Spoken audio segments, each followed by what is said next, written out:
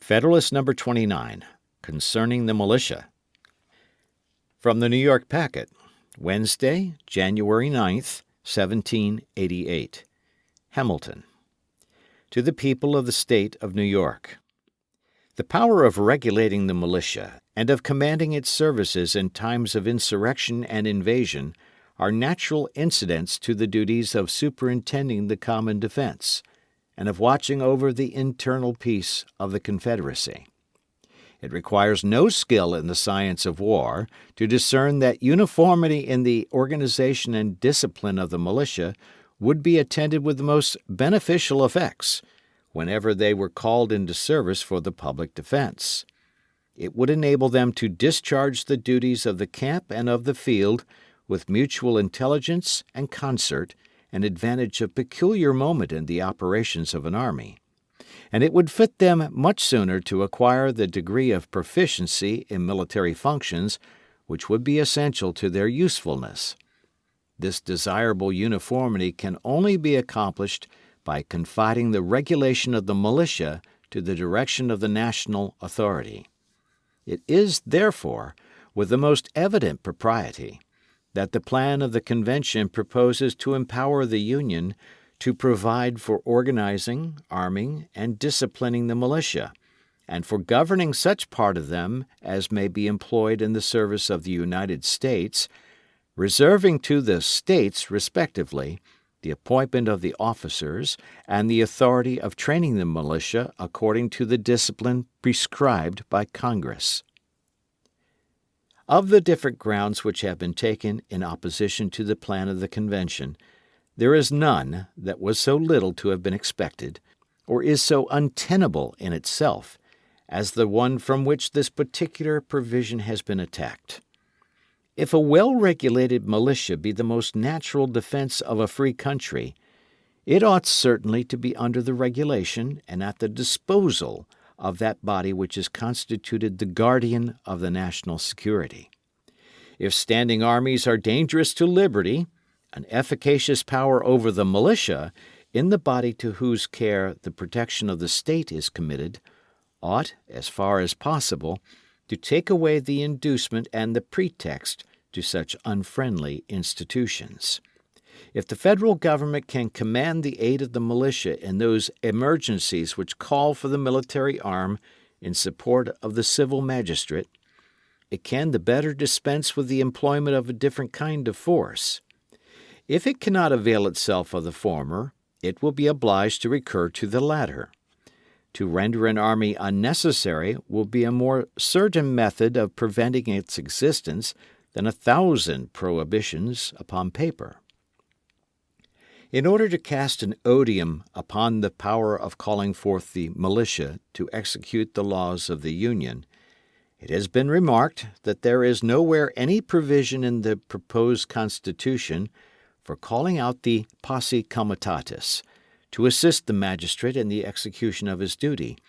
whence it has been inferred that military force was intended to be his only auxiliary.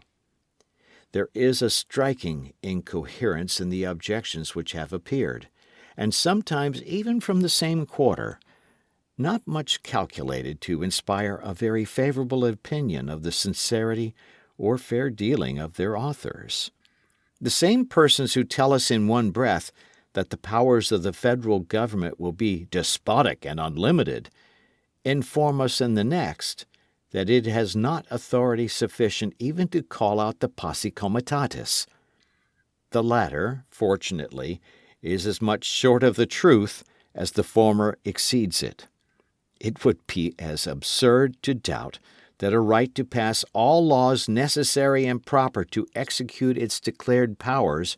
would include that of requiring the assistance of the citizens to the officers who may be entrusted with the execution of those laws,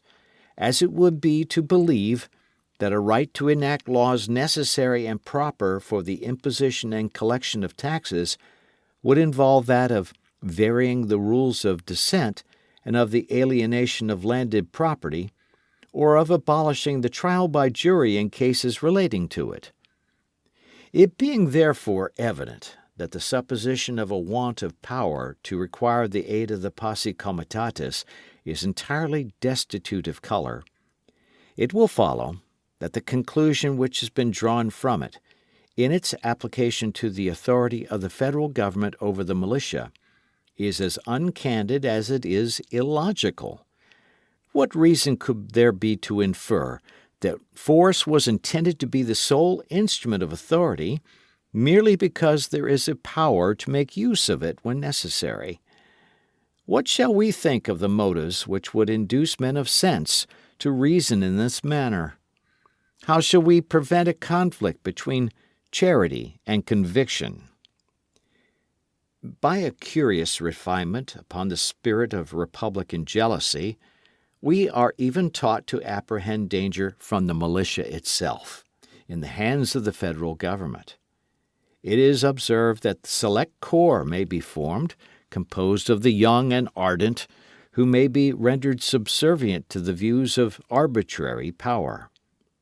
What plan for the regulation of the militia may be pursued by the national government is impossible to be foreseen, but so far from viewing the matter in the same light with those who object to select corps as dangerous, were the Constitution ratified, and were I to deliver my sentiments to a member of the federal legislature from this state on the subject of a militia establishment, I should hold to him, in substance, the following discourse. The project of disciplining all the militia of the United States is as futile as it would be injurious, if it were capable of being carried into execution. A tolerable expertness in military movements is a business that requires time and practice. It is not a day, or even a week, that will suffice for the attainment of it. To oblige the great body of the yeomanry and of the other classes of the citizens to be under arms for the purpose of going through military exercises and evolutions, as often as might be necessary to acquire the degree of perfection which would entitle them to the character of a well-regulated militia, would be a real grievance to the people, and a serious public inconvenience and loss. It would form an annual deduction from the productive labor of the country, to an amount which, calculating upon the present numbers of the people, would not fall far short of the whole expense of the civil establishments of all the states. To attempt a thing which would abridge the mass of labor and industry to so considerable an extent would be unwise, and the experiment, if made, could not succeed, because it would not long be endured. Little more can reasonably be aimed at, with respect to the people at large, than to have them properly armed and equipped, and in order to see that this be not neglected, it will be necessary to assemble them once or twice in the course of a year. But though the scheme of disciplining the whole nation must be abandoned as mischievous or impracticable, yet it is a matter of the utmost importance that a well-digested plan should, as soon as possible, be adopted for the proper establishment of the militia. The attention of the government ought particularly to be directed to the formation of a select corps of moderate extent,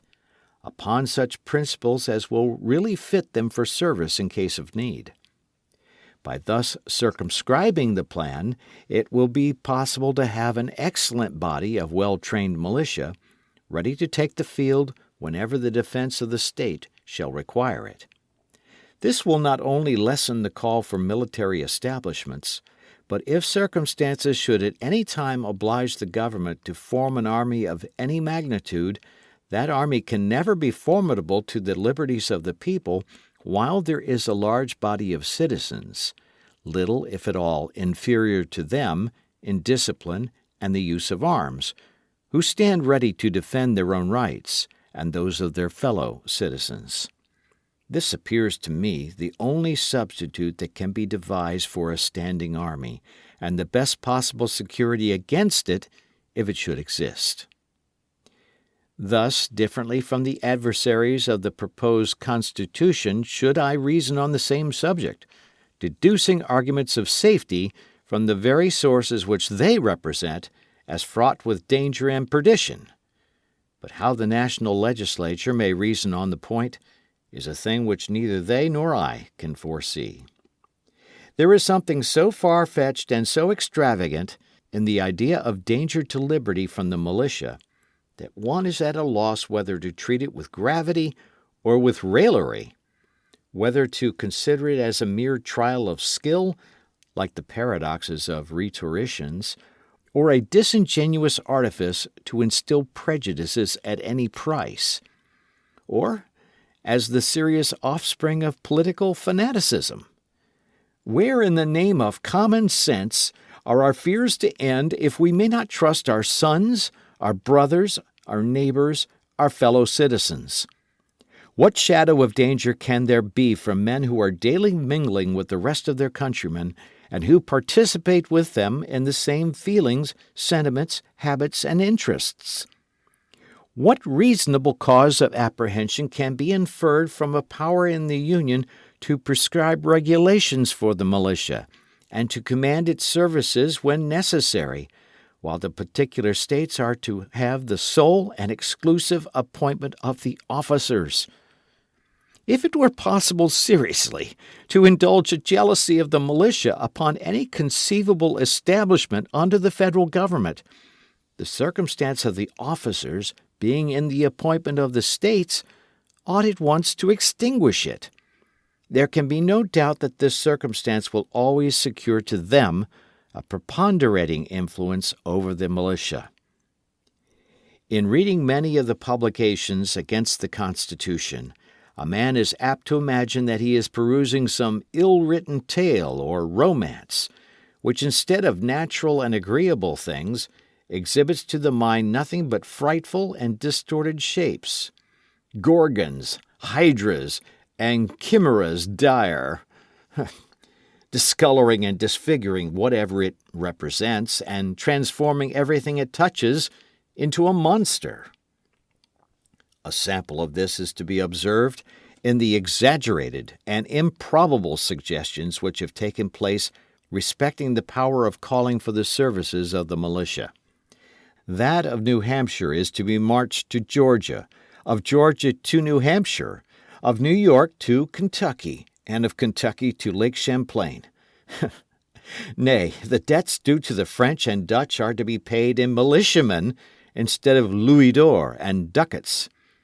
At one moment there is to be a large army to lay prostrate the liberties of the people. At another moment the militia of Virginia are to be dragged from their homes 500 or 600 miles to tame the Republican contumacy of Massachusetts,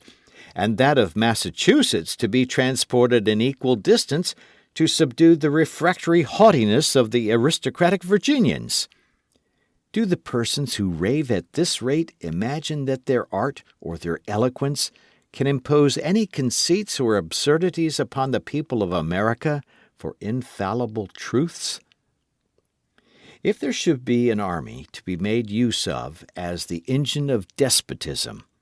what need of the militia? If there should be no army, whither would the militia, irritated by being called upon to undertake a distant and hopeless expedition for the purpose of riveting the chains of slavery upon a part of their countrymen, direct their course, but to the seat of the tyrants, who had meditated so foolish as well as so wicked a project, to crush them in their imagined entrenchments of power, and to make them an example of the just vengeance of an abused and incensed people? Is this the way in which usurpers stride to dominion over a numerous and enlightened nation? Do they begin by exciting the detestation of the very instruments of their intended usurpations? Do they usually commence their career by wanton and disgustful acts of power, calculated to answer no end, but to draw upon themselves universal hatred and execration? Are suppositions of this sort the sober admonitions of discerning patriots to a discerning people? Or are they the inflammatory ravings of incendiaries or distempered enthusiasts? If we were even to suppose the national rulers actuated by the most ungovernable ambition, it is impossible to believe that they would employ such preposterous means to accomplish their designs.